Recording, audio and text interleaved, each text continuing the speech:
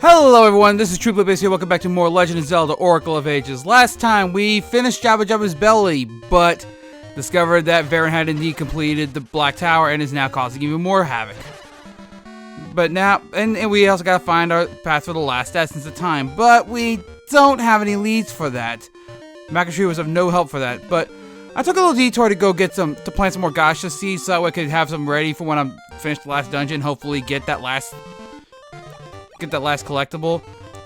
However, I'm gonna go ahead and okay, Gale Seeds are out. I'm gonna go get the Gale Seeds and warp back over by the Zora Seas, and hopefully, because we did get that Zora scale upon getting back to the area. So let's go back to the past. Let's go back over here. Actually, wait. I don't think we want to go back to the past just yet, because I think there's some stuff here we can get underwater that we could have gotten last. That we couldn't have gotten before. But let's go explore more of the seas now that the sea's cleaned up, and hopefully we can find a little clue. I did want to go to the past. I'll be right back. Alright. Going to the past, and let us go now. I am so sorry for my horrible singing. That was beyond awful. Okay, now we're in the past. Let's try this again, and let's go on ahead now this way. Because there was a ring that I forgot to go grab before, around over here that we could get, but it's in the closed off area, so we're gonna need, once again, need our Tune of Ages in order to do this, so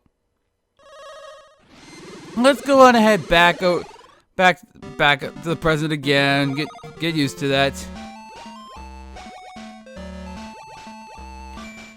And let's go. And we couldn't get to this before because of all the polluted water, but now we can. So now I say we go back, and you're gonna want to be in the past. You are gonna want to be in the past for this. I knew that part. I just didn't know about for this particular ring. But to progress further, you do want to be in the past. That is, unless you're playing a linked game. This is gonna be very different.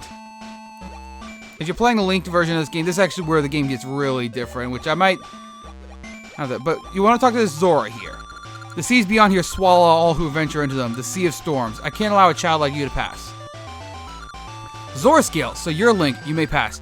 I know not what lies beyond, and I ask not why you must pass. Fare you well.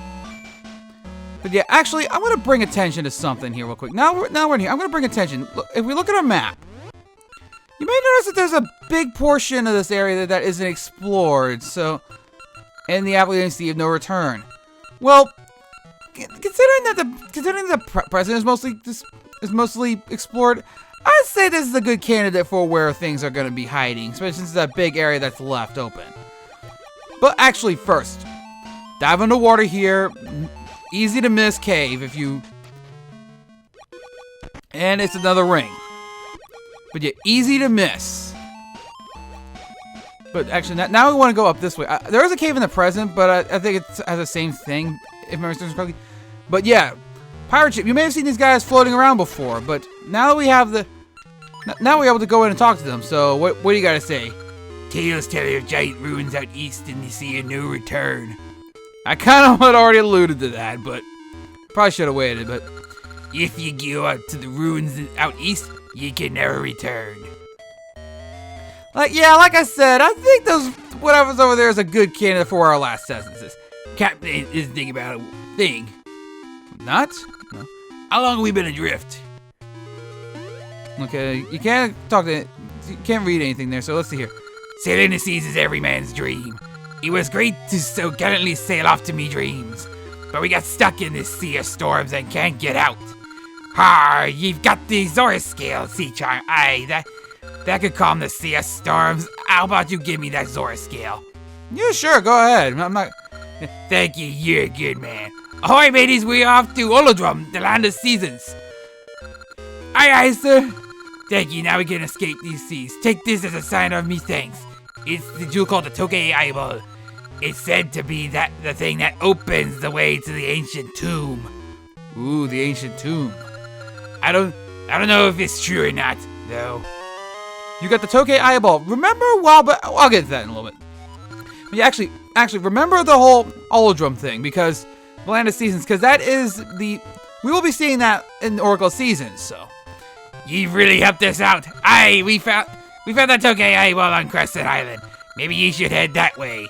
We're off now. Ahoy, mateys! Aye, aye, sir. I am so glad I never have to do that voice again. That was killing my voice. Oh my gosh. Alright. Alright, so we got the Tokay eyeball, but let's see here. So let's go head on over that way. Actually, let's not do that way. Let's go head out over this way first. And actually, before we go that way, I want to head back to the present and go and get those 2 rings appraised. But so I'll meet you all over at Vazu's real quick. All right, so here we are again. So now we got 2 new rings to our collection. Let's see what we got from. I guarantee there are not gonna be any repeats because they were ones from chests. It's only ones that are randomly dropped. I think that can be duplicate ones. I call this the whimsical ring. Sword damage down, sometimes deadly. This is a very high risk one though, because a lot of times, more often than not, the sword damage will be less, but sometimes it can basically one-hit KO stuff, but it's rare. It's a bit risky. 20. I call this the Pegasus ring. Whoa, nice! I am definitely glad I picked that up. I think I'm gonna add that one to my. Less one. I think I'm gonna add that one to my little thing though. So we got that. I think we could use the move the discovery ring away from that. So let's see here. Pegasus ring, yes. Let's see what else we got. The toss ring there. Good luck, red long ring. Nah, I'm not too worried about those. Discovery ring, which is a quicksand ring. That won't be useful until seasons. Whispering, that's another good one. In fact, I think I'll go ahead and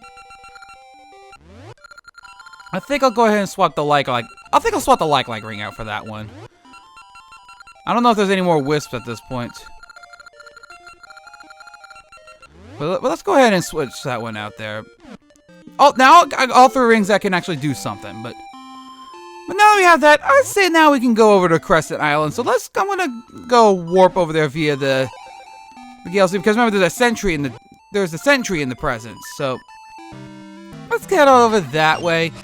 And I'm probably gonna save the other heart piece and the shield for now, since we're required to go here now. But I really didn't want to wait for that.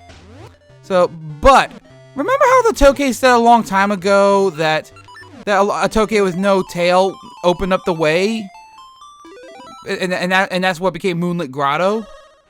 Well, that's finally coming full circle, and that's the cool thing that I like about this game, how a lot of the time travel elements come full circle that involve us. So now we have the Tokay eyeball, but now we can go over here and fulfill that thing, and now we can open up this way here. But it's very different down here, so show your courage, wisdom, and power. The road to the past shall then open. But yeah, so it's a really cool thing. I like it a lot. It's a little.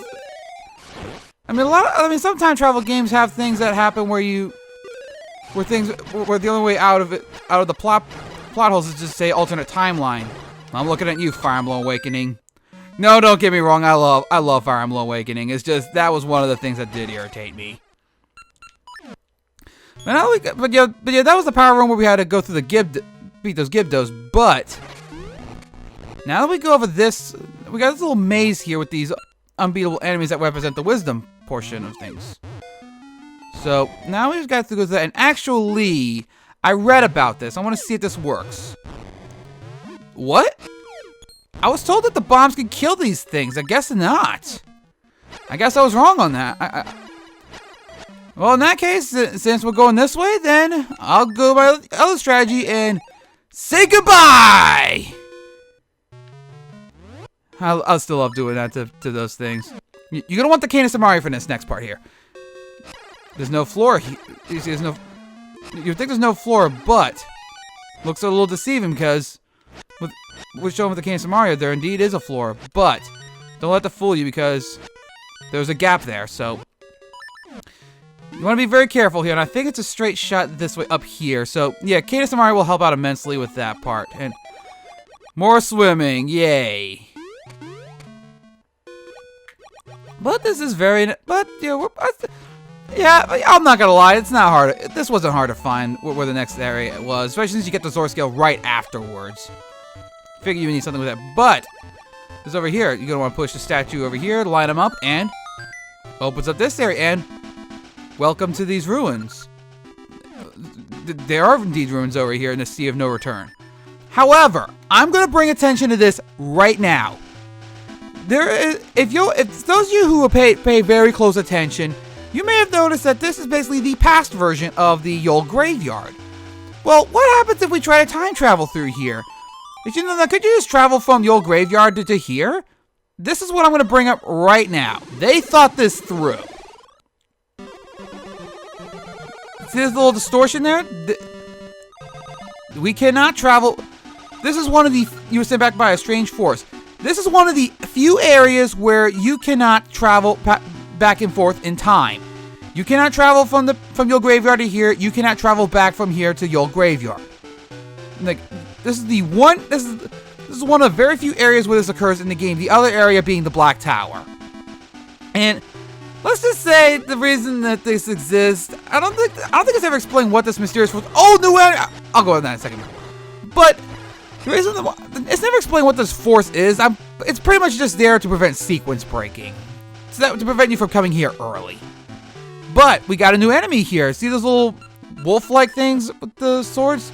Yeah, Lionels are in this game as well. And these guys hurt a lot. These Lionels are very dangerous in this game.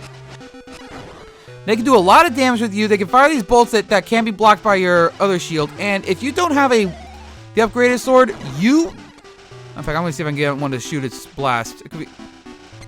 Come on, shoot me. Nope, it's not shooting. Come on, shoot. It's not shooting. It's not shooting because Lionels can basically shoot these little blasts that also do a lot of damage. I'm gonna have to show that another time because that one's not cooperating and wanted to do that. I really should have used my shield there. Oh, actually, I think that one just did shoot up there. Yeah, that one just did. Those shots hurt, and I'm not even sure if the level 2 shield can block them. Because, like I said, Lionels are jerks in this game. And if you don't have the upgraded sword, guess what? They do not recoil at all. Meaning as you're trying to attack them, they'll just run into you and do a lot of damage. Makes the part of Oracle Seasons very jerkish. Because you do encounter them before you get the upgraded sword in Oracle Seasons. I'm glad they waited in this one. But, with all that, we got a little passage here, and welcome to the Ancient Tomb. Yep, level 8, the Ancient Tomb, and I just gotta... And this area, let me put it this way, you thought Jabu Jabu was hard? This place can get even more confusing, but I dislike this place less because it doesn't have that water element to it. In fact, I got a few minutes to go ahead and do this first part here. I actually need to light things up here. Oops, I didn't mean to light the ghost. But yeah, obviously, I think the ghosts would take more damage if they're in the dark. So, I think that's how it works. I'll put up on screen if that's right or whatever. But let's see what this owl has. Open your ears to the sound of a sword against the wall.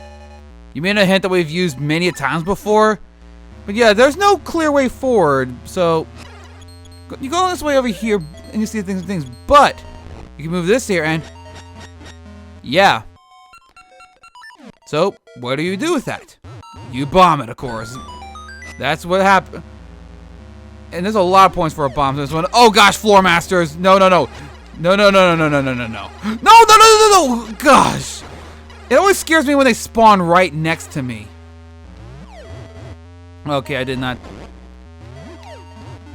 You stay back.